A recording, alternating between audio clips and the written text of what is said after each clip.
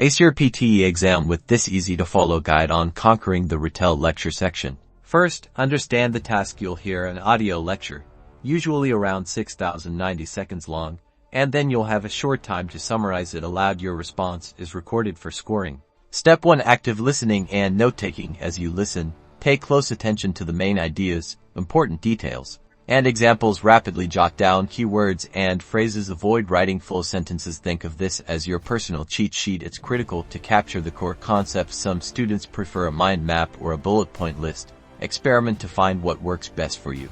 Step 2. Structure your response. Before you start speaking, quickly organize your notes. A basic structure is introduction. Briefly introduce the topic. Body. Mention the main points and key details from the lecture using your notes.